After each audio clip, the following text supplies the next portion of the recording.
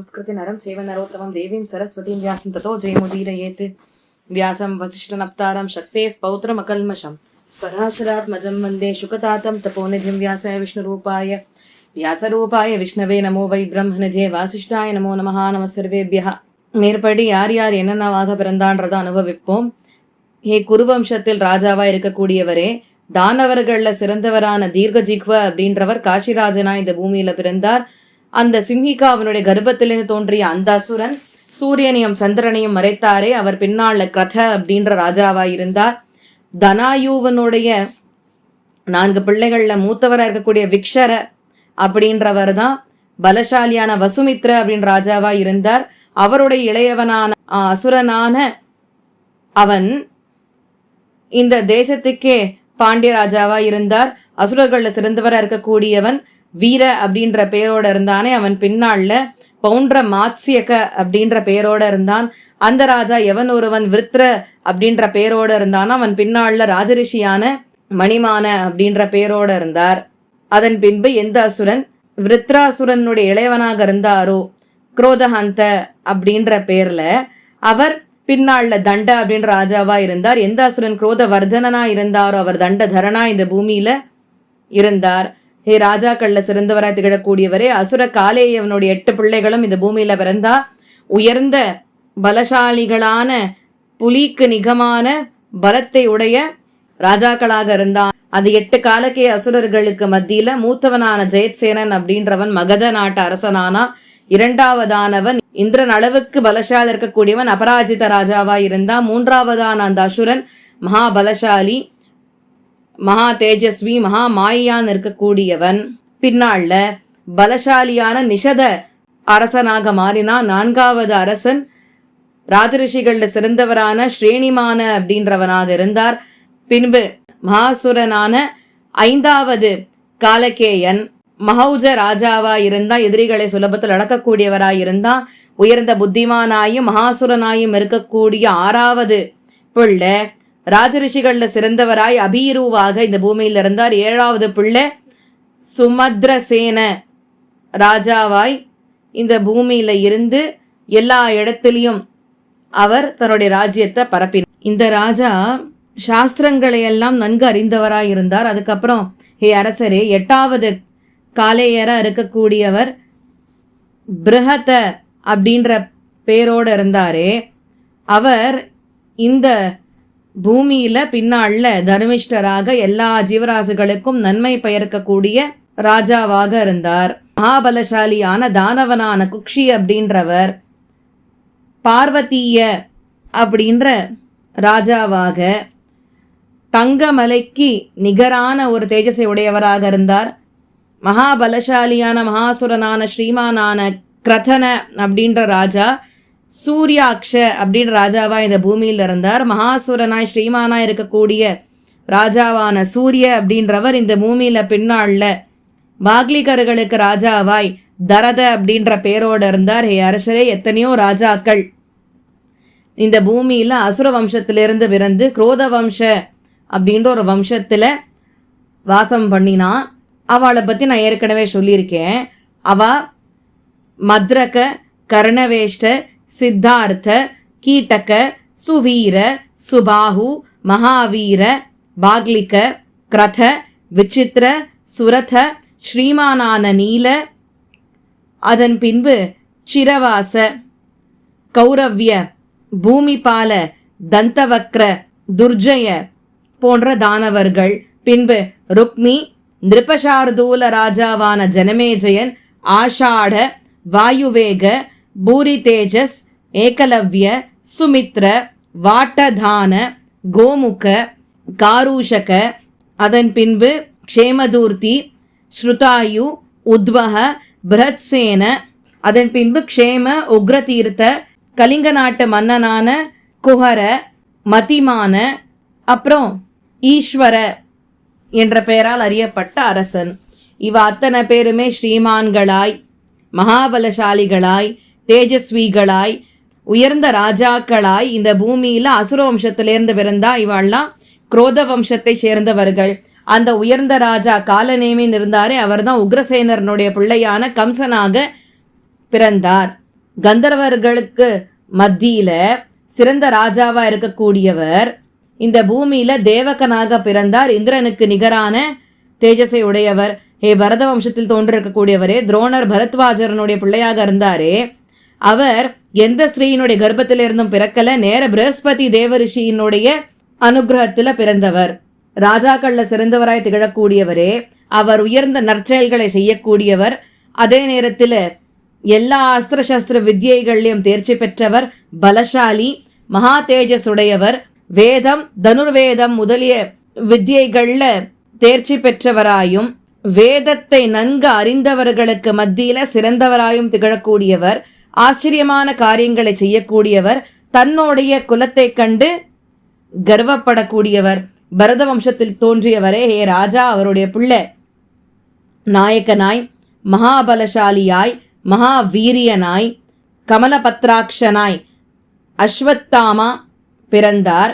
எதிரிகளை சுலபத்தில் பயமுறுத்தக்கூடியவராய், எதிரிகளை சுலபத்தில் அடக்கக்கூடியவராய் இந்த பூமியில மகாதேவன், யம, காம, குரோத என்று இவர் 4 பேர்னுடைய அம்சமாக இந்த பூமியில பிறந்தார். அவளுடைய கணவனான சாந்தனு மூலியமாக 8 வசூக்களை கங்கை ஈன்றெடுத்தாள். ரிஷி வசிஷ்டர்னுடைய சாபத்தினாலையும் இந்திரனுடைய ஆக்ஞையின் பேர்லையும் இந்த பிள்ளைகள் பிறந்தன. அதுல இளையவனானவர் தான் பீஷ்மர். குரு வம்சத்துல இருக்கிறவாளுடைய பயத்தை போக்கடிக்க கூடியவர், உயர்ந்த புத்திமான், வேத வித்தாக இருக்கக்கூடியவர், நல்ல வாக்கை உடையவர். எதிரிகள் எந்த நிலையில இருந்தாலும் ஸ்திதியில இருந்தாலும் சுலபத்துல அழிச்சுடுவர். புருஷர்கள்ல சிறந்தவராக இருக்கக்கூடியவர், அஸ்திர சஸ்திர வித்யைகளை நன்கு தேர்ச்சி பெற்றவர், மகாவீரனாக இருக்கக்கூடியவர், மகா தேஜஸ்வியான அந்த பார்கவன்னு சொல்லக்கூடிய பரசுராமரிடத்துல, ஜமதக்னியினுடைய பிள்ளையா இருக்கக்கூடிய பரசுராமரிடத்துல சண்டை போட்டவர்.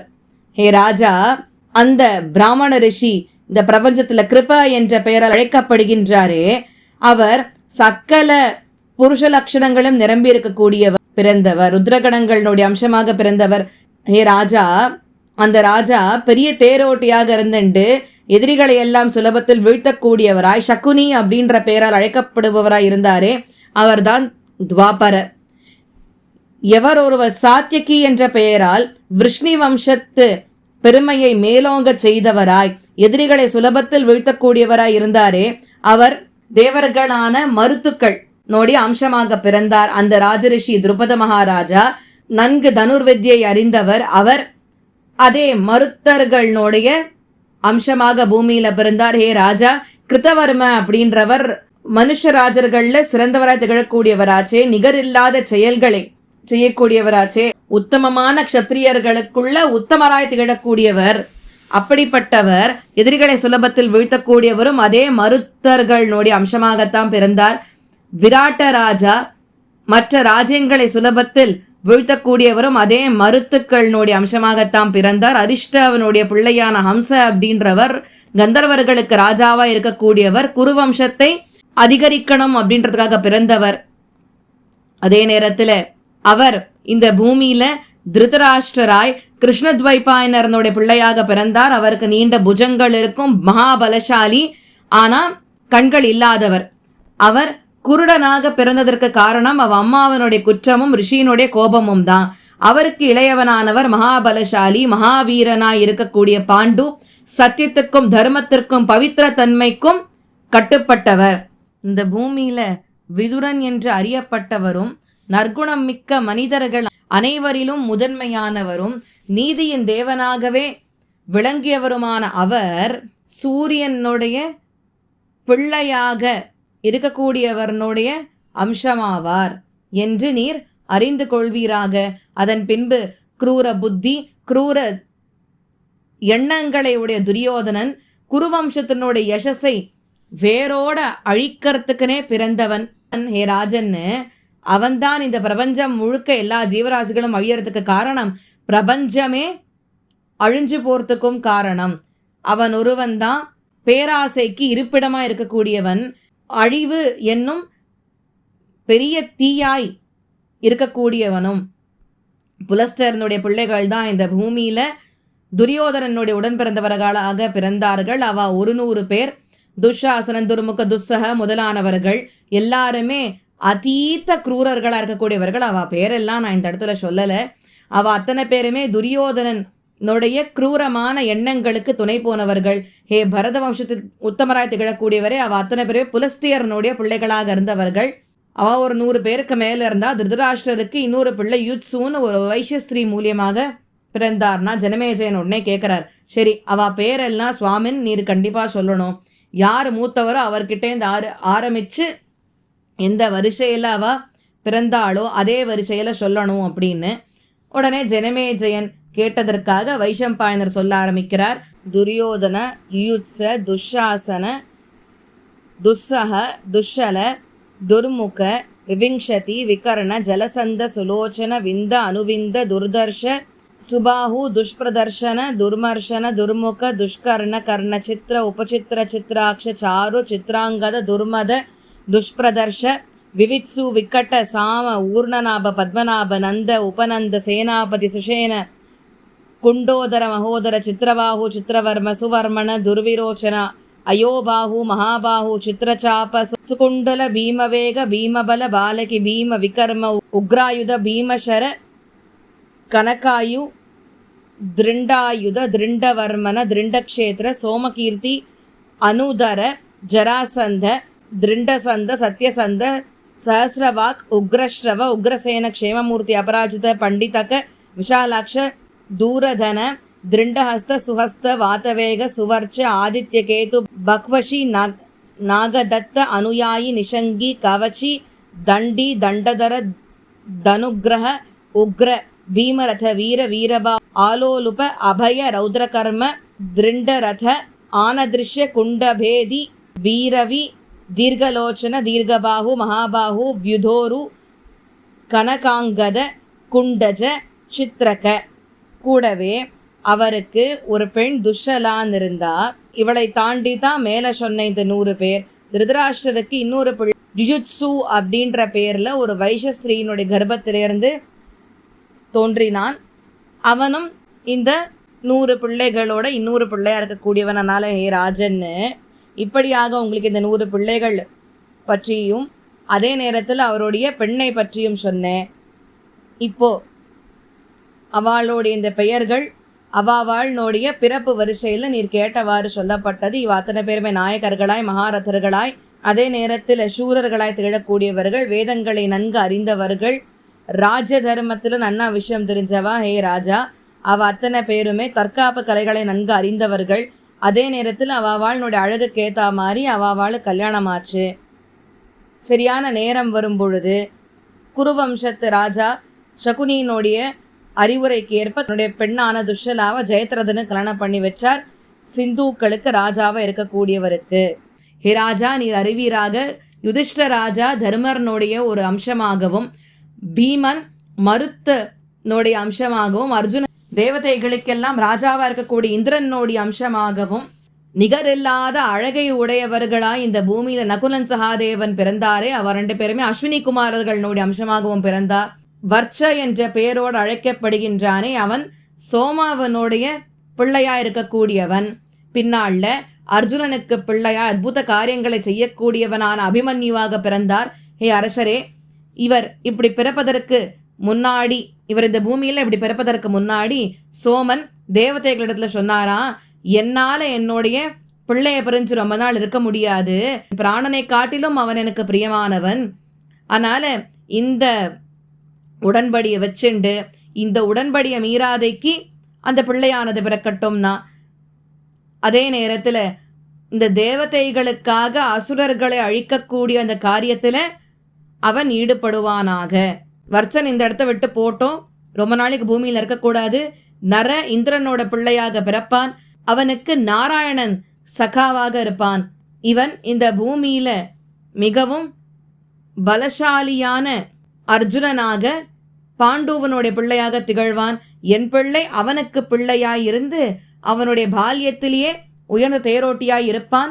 தேவதைகளில் சிறந்தவராய் திகழக்கூடியவரே, அவன் பூமியில வெறும் 16 வருஷங்கள் மாத்திரமே இருக்கட்டும். அவனுடைய 16வது வருஷத்துல இந்த மகா யுத்தமானது நடக்கும்.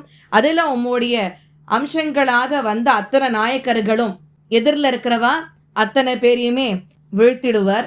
அந்த யுத்தத்துல எதுல நரநாராயணன் 2 பேருமே இல்லையோ அந்த ஒண்ணுல ஹே தேவதைகளே, இந்த நாயக்கர்கள் சண்டை போடுறாளே, இந்த சக்கரவியூகத்தை ஏற்படுத்தி என் பிள்ளை அந்த சக்கரவியூகத்துக்குள்ள போயிட்டு எதிரிகளை சுலபத்தில் வீழ்த்தி அவ அத்தனை பேரோடையும் திருப்பி சண்டை போடுறதுக்கு தயாராகி நிற்பன். அப்ப எத்தனையோ பேரை மகாரதர்களை எல்லாம் கொன்ன பிறகு மகாபாகுவான இவன் அன்றைய நாள் பாதி முடியறதுக்குள்ள அவன் எதிரிகள்ல 1/4 பங்கு இருக்கிறவாள மரணப்படுக்கையில சாய்த்து விடுவான். அதன் பின்பு அன்று அந்த நாள் முடியறதுக்குள்ள எத்தனையோ நாயக்கர்கள், எத்தனையோ வீரர்கள், தேரோட்டிகள்லாம் திரும்பி வந்து என் பிள்ளையை அடிப்பர். அதன் பின்பு என்னுடைய மகாபாகுவான் இந்த பிள்ளை என்னை வந்து சேருவான். அவனுக்கு ஒரு பிள்ளை நிச்சயமாக பிறப்பா, இந்த பரத வம்சத்தை அழியாமல் காப்பதற்கு. இந்த வார்த்தைகளை எல்லாம் சோமன் கிட்டேந்து கேட்ட உடனே தேவதைகள் அப்படியே ஆகட்டும் அப்படின்னாலா. அதன் பின்பு எல்லாருமே நட்சத்திரங்களுக்கு தலைவனாய் இருக்கக்கூடிய சோமனை வணங்கிவிட்டு அந்த இடத்துட்டு புறப்பட்டா, ஹே ராஜா, இப்படியாக உம்முடைய அப்பா, அவருடைய அப்பா அவனுடைய வம்சத்தை பற்றி சொல்லியிருக்கேன். ஹே ராஜா, உயர்ந்த தேரோட்டியான திருஷ்டத்யும்னன் அக்னியினுடைய அம்சமாக பிறந்தார். அந்த சிகண்டி முன்னாள்ல ஒரு ஸ்திரீயா இருந்தாலே அவள் ராட்சசன் அம்சமாக பிறப்பாள். ஹே பரத வம்சத்தில் உத்தமராய் திகழக்கூடியவரே, திரௌபதியினுடைய 5 பிள்ளைகளாக வந்தவா அவர்கள் விஸ்வேதேவர்களுடைய அம்சமாய் பிறந்தவர்கள். அவ பிரதிவிந்திய, சுதசோம, ஸ்ருதகீர்த்தி, சதானிக, ஸ்ருதசேன அப்படின்னு எதுக்கள்ல சிறந்தவராய் திகழக்கூடிய சூர அப்படின்றவர் வசுதேவரனுடைய அப்பாவாக இருப்பார். அவருடைய பெண் பிருதா அப்படின்னு அழகுக்கு இந்த பூமியில நிகரில்லாதவளா இருக்கக்கூடியவள். அவளுடைய அப்பா அக்னிக்கு முன்னாடி சொன்னார், கண்டிப்பா அவருக்கு பிறக்கிற முதல் குழந்தைய அவருடைய அத்தை பிள்ளையான ராஜா குந்தி போஜனுக்கு குழந்தையாக தத்து கொடுக்கறேன்னு சொன்னார். ஏன்னா குந்தி போஜ ராஜாவுக்கு குழந்தை கிடையாது. அதனால அவருடைய பெண்ணான பிருத்தாவை குந்தி போஜ ராஜாவுக்கு கொடுத்தார். அதன் பின்பு குந்தி போஜ ராஜா இவளை ஸ்வீகாரம் பண்ணிட்டார். அவளுடைய தகப்பனார் ராஜ்யத்துல பிராமணர்கள், அதிதிகள் எல்லாருக்குமே தேவையான உபச்சாரங்களை எல்லாம் பண்ணிட்டு வந்தா. ஒரு நாள் சத்தியத்தை அறிந்தவருமாய் சமயத்தினோட ரகசியங்களை முழுமையாக அறிந்தவருமான கடுமையான விரதங்களை கொண்ட துர்வாசர் அப்படின்ற மகரிஷிய அவள் பணிவிடை செய்ய வேண்டியிருந்தது. மேலும் பிருதா தன் ஆன்மாவை முழுமையாக கட்டுப்படுத்திய அந்த மகரிஷியை மிகுந்த கவனத்துடன் திருப்திப்படுத்தினாள். அப்ப அந்த மகாபாகனாக திகழக்கூடிய மகரிஷி சொன்னாரா, ஹே பெண்ணே, நீ பண்ண இந்த அதிதி உபச்சாரங்கள்னால நான் ரொம்ப சந்தோஷப்பட்டேன். இந்த மந்திரத்தை கொண்டு நீ எந்த தேவதையை வந்து வழிபடுறியோ அவளுடைய அனுகிரகத்தினால உனக்கு புத்திரபாகியமானது ஏற்படும்னு சொல்ல அவளும் ரொம்ப சந்தோஷப்பட்டா. ஆர்வ கோளாறுல என்ன பண்ணிவிட்டா, நம்மள மாதிரியே வேலை பண்ணியிருக்கா. நமக்கு எப்போவுமே எது கொடுத்தாலும் முதல்ல டெஸ்ட் பண்ணி பார்த்துடணுமோ இல்லையா ஒர்க் ஆகுதா இல்லையான்னு. அதான் இந்த டிவி, ரிமோட்டு, ஏசி எல்லாத்தையும் வாங்கி வாங்கி டெஸ்ட் பண்ணி பார்த்ததுல எல்லாத்தையும் நம்ம டெஸ்ட் பண்ண ஆரம்பிச்சிட்டோமோ இல்லையா. அந்த மாதிரி கண்ணி கழியாதவளாய் இருந்த குந்தி துர்வாசர் கொடுத்த மந்திரத்தை பரீட்சிச்சு பார்க்கறேன்னு போய் அவளுக்கு உபதேசமான மந்திரத்தை கொண்டு சூரிய பகவானை வழிபட்டா. சூரிய பகவான் மூலியமா அவளுக்கு குழந்தையும் பிறந்தது. அந்த குழந்தை பிறக்கும் பொழுது நன்னா கவச்ச குண்டலங்களோட பிறந்தது. தெய்வ குழந்தையாட்டம் மகா தேஜஸ்வியாய் இருந்தது. அதே நேரத்தில் சிறந்த வில்லாளனாயும் அந்த குழந்தை இருந்தது. சூரியனுக்கு நிகரான தேஜஸோட இருந்தது. அந்த தேஜஸ் அவனுடைய உடம்புல இருந்த ஒரு அங்கத்திலிருந்தும் வெளிப்பட்டது. அவளுடைய நண்பர்கள், உற்றார் உறவினர்கள்லாம் ஏதாவது சொல்லிடுவாளோன்னு நினச்சிண்டு பயத்தில் அந்த மகா யசஸ்வியான குழந்தைய ஜலத்தில் இட்டா. ஆனால் அந்த குழந்தை ஜலத்தில் போட்ட அப்புறமாக அந்த குழந்தைய பின்னாடி ராதாவனுடைய கணவன் மகா யசஸ்வியாய் இருக்கக்கூடியவர் எடுத்து வளர்க்க ஆரம்பித்தார். அவருடைய பெயர் அதிரத. அவர் தான் இந்த குழந்தைய தான் குழந்தையா எடுத்து வளர்த்தார். அதன் பின்பு அந்த தம்பதிகள் அந்த குழந்தைக்கு வசுஷேன அப்படின்ற பெயரால் அவனை அழைக்க ஆரம்பிச்சா. அதன் பின்பு அவன் மொத்த தேசத்திலையுமே நன்கு அறியப்பட்டவனாயிருந்தா. அவன் வளர்ந்த உடனே சிறந்த பலசாலியா சிறந்த வில்லாளியா வளர்ந்து வந்தான். எப்பொழுதுமே ஜெயத்தை பார்க்கக்கூடியவனாக இருந்தான். வேதாங்கங்களை நன்கு அறிந்தவனாயிருந்தான். சத்தியம் தவறாதவன், புத்திமானாய், எல்லாராலும் பிரியப்படக்கூடியவனாயும் இருந்துட்டு அவன் ஜபத்தை எல்லாம் பண்ணிட்டு வந்தான். அவனுக்கு பிராமணர்களுக்கு கொடுக்க முடியாததுன்னு அவனிடத்துல எதுவுமே இல்லை, எல்லாத்தையுமே தானமா கொடுத்தான். இந்திரனுடைய பிள்ளையான அர்ஜுனனுக்கு மகாத்மாவான அந்த இந்திரன் ஒரு சமயம் பிராமணனுடைய வேஷத்தை போட்டுண்டு வசுஷேன கிட்டக்க வரார். அவரிடத்திலிருந்து யாச்சகமாக கவச்ச குண்டலங்களை வாங்கிண்டார். இவரும் கொடுத்தார். இந்திரன் ஆச்சரியப்பட்டு அவருக்கு ஈட்டியும் ஒரு ஆரமும் பரிசா கொடுத்தாராம்.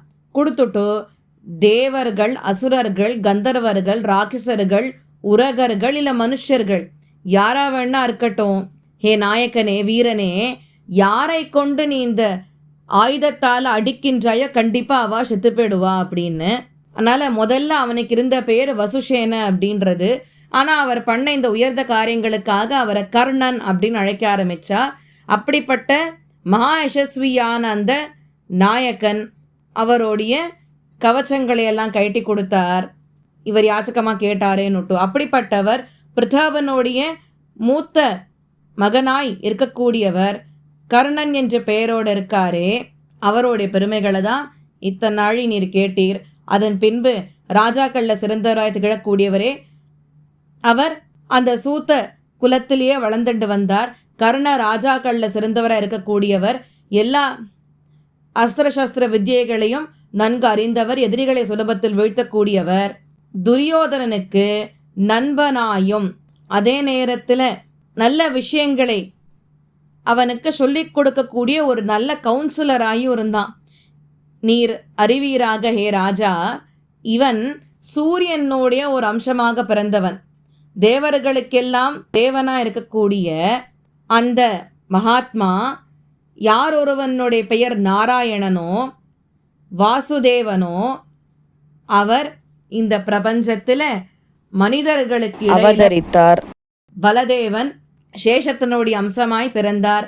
ஹே ராஜா, இப்படியாக உயர்ந்த மகாபலசாலியான பிரத்யும்னன் சனத்குமாரனுடைய அம்சமாக பிறந்தார்.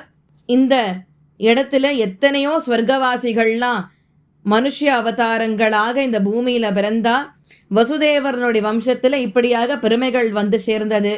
ஹே ராஜா, அப்சரஸ்கள் யாரை பற்றி முன்னாடியே உங்களுக்கு சொல்லியிருக்கேன்னா, அவா கூட இந்திரனுடைய ஆக்ஞையின் பேரில் இந்த பூமியில் பிறந்தா.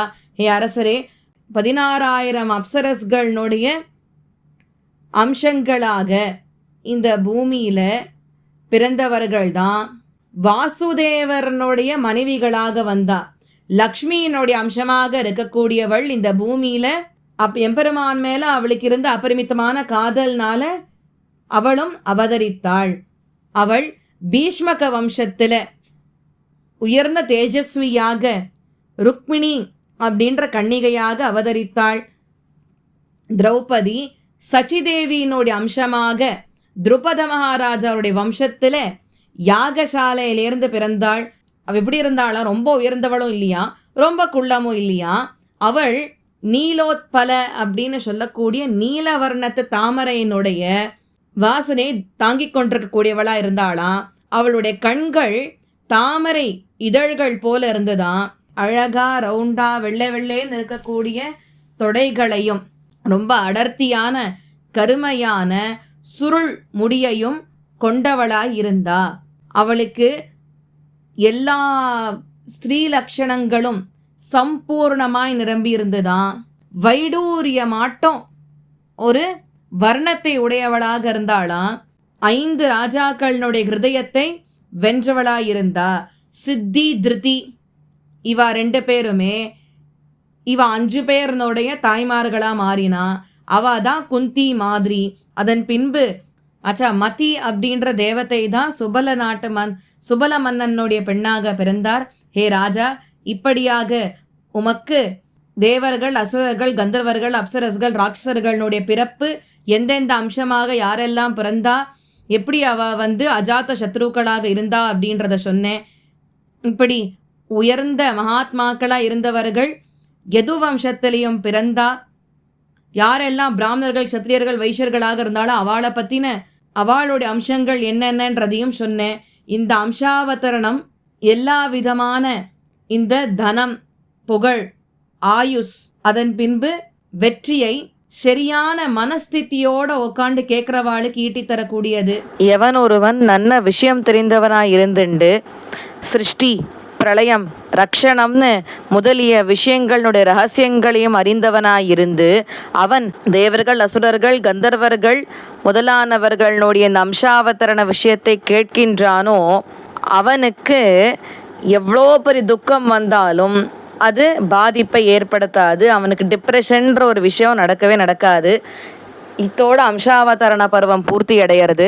இதுக்கப்புறமா இருக்கக்கூடியது கூட சம்பவ பருவம். சம்பவ பருவத்தில் துஷ்யந்தன் மகாராஜோட சரித்திரத்திலேருந்து அது ஆரம்பிக்கிறது. அதை நாளை தினம் அனுபவிக்கலாம். ஏதேனும் பிழைகள் இருந்தால் பிரிவாக க்ஷமிக்கணும் நான் பிரார்த்திச்சுக்கிறேன். கவிதாரக் சிம்ஹ கல்யாணகுண்டசாலினி ஸ்ரீமதி வெங்கடேஷ வேதாந்த குருவே நமஹ. ஸ்ரீமதி சிவன் சிடகோப ரங்கநாத் யதீந்திர மகாதேசிகாய நமஹ. ஸ்ரீமதி ஸ்ரீவத் சங்காரி மகாதேசிகாய நமஹ. நம சர்வேபியः. பாரதம் தொடரும்.